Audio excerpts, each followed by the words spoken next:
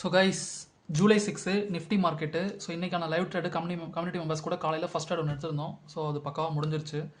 So number of lots பைடு வந்து 1,1 2 lot overall 2 lot buy பண்ணது 1,1ல். ஸோ ஓவரால் கேப்சர் பண்ண பாயிண்ட் வந்து பார்த்தீங்கன்னா 33 பாயிண்ட்ஸ் 1 லாட்டில் 2 கூட சேர்த்து கேப்சர் பண்ணுது. ஸோ அதை 2 லாட்டு கன்வெர்ட் பண்ணி 16 பாயிண்ட்ஸ்னு போட்டு வச்சுக்கிறேன். ஸோ ஓவராலாக 2080 rupees ப்ராஃபிட்டு. ஸோ இந்த மந்த் ஆரம்பிச்சதுலேருந்து ஜூலை 1லேருந்து ஜூலை 6 வரைக்குமே 4 நாளுமே ப்ராஃபிட் தான். ஸோ ஓவரால் ப்ராஃபிட் பர்சன்டேஜ் கிட்டத்தட்ட ஒரு 11,000 கிட்ட இருக்குது. ஸோ இன்றைக்கான ட்ரேட் எப்படி பண்ணியிருந்தோம் அப்படின்னு பார்த்தீங்கன்னா, மார்க்கெட் சிபிஆர் ஜோன் கிட்ட தான் ஓப்பன் ஆச்சு. ஸோ R1 சஸ்டைன் ஆனது அப்படினால ஸோ R2 வரைக்கும் டார்கெட் வச்சுக்கிட்டோம். ஸோ ஸ்டார்டிங்கில் இங்கேயே ட்ரேட் எடுக்க வேண்டியது மிஸ் ஆயிடுச்சு. ஸோ ஒரு புல் பேக் வெயிட் பண்ணிட்டு இந்த இடத்துல ட்ரேட் பிளேஸ் பண்ணுது. ஸோ எந்த ஸ்ட்ரைக் ப்ரைஸ் சூஸ் பண்ணோம் அப்படின்னு பார்த்தீங்கன்னா 24,300 காலு.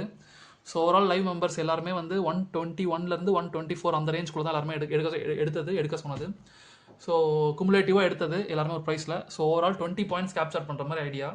ஸோ 144 போனால் எக்ஸிட்டு 144 மார்க்கெட் போயிடுச்சு. இப்போ அதையுமே தாண்டி போயிடுச்சு. பட் நம்ம க்ளோஸ் பண்ணது பார்த்தீங்கன்னா சில பேர் 141ல் க்ளோஸ் பண்ணது, சில பேர் 138, சில பேர் 139 அந்த மாதிரி குமுலேட்டிவாக க்ளோஸ் பண்ணது. ஏன்னா அங்கே கொஞ்ச நாள் சஸ்டைன் ஆச்சு.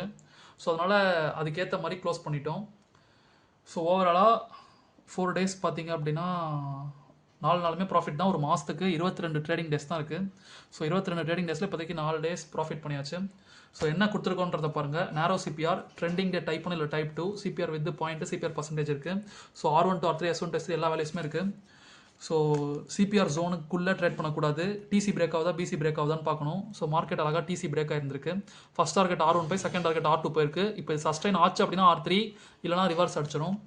ஸோ அதே மாதிரி R1 பிரேக் ஆச்சு அப்படின்னா most of the time R2 இல்லை R3 போயிடும். S1 பிரேக் ஆச்சு அப்படின்னா S2 இல்லை S3 போயிடும். ஸோ R1 மார்க்கெட் பிரேக் இருக்குது. ஃபஸ்ட் டார்கெட் R2 போயிருந்திருக்கு. ஸோ ஹை ப்ராபபிலிட்டி பியரிஷ் போட்டிருக்கேன். எப்போன்னு பார்த்தீங்கன்னா பிலோ 24,300 வேல்யூஸ் கீழே போச்சு அப்படின்னா ஃபஸ்ட் டார்கெட் 210 இருக்கும், செகண்ட் டார்கெட் 140 இருக்கும், தேர்ட் டார்கெட் 100 இருக்கும்.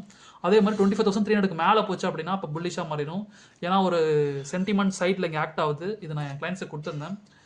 ஸோ 24,300லேருந்து first target 24,370, second target 24,460. So market இப்போ செகண்ட் டார்கெட் கிட்ட தான் ஓடிட்டு இருக்கு. ஸோ இது சஸ்டைன் ஆச்சு அப்படின்னா நெக்ஸ்ட் டார்கெட் 500 வரைக்கும் போயிடும். ஸோ பார்ப்போம் மார்க்கெட் போகுதா இல்லைன்னு சொல்லிட்டு. ஸோ எத்தனை மணிக்கு நம்ம pre market report July month community கொடுத்தோன்றதை பாருங்கள். மார்க்கெட் ஆரம்பிக்க முன்னாடி 8:16 AM கொடுத்துருக்கோம். ஸோ சேம் அதே தான் இங்கேயுமே இருக்கும். இந்த லெவல்ஸ் தான் இங்கேயுமே இருக்கும். ஸோ சிபிஆர் ஜோன்ஸு லெவல்ஸ் எல்லாமே இருக்கும். அதே மாதிரி நம்ம இந்த எங்கே சப்போர்ட் ரெசிஸ்டன்ஸ் எல்லாமே இருக்குன்னு சொல்லிட்டு இந்த வேல்யூஸ்மே கொடுத்துருந்தோம்.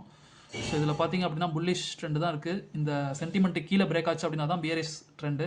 பட் இந்த சென்டிமெண்ட்டு கீழே மார்க்கெட் பிரேக்கே ஆகலை. ஸோ 300 மேலே போனதுனால first target second target market போயிருந்திருக்கு. ஸோ பார்ப்போம் செகண்ட் டார்கெட் சஸ்டைன் ஆகி தேர்ட் டார்கெட் போகுதா இல்லையான்னு சொல்லிட்டு.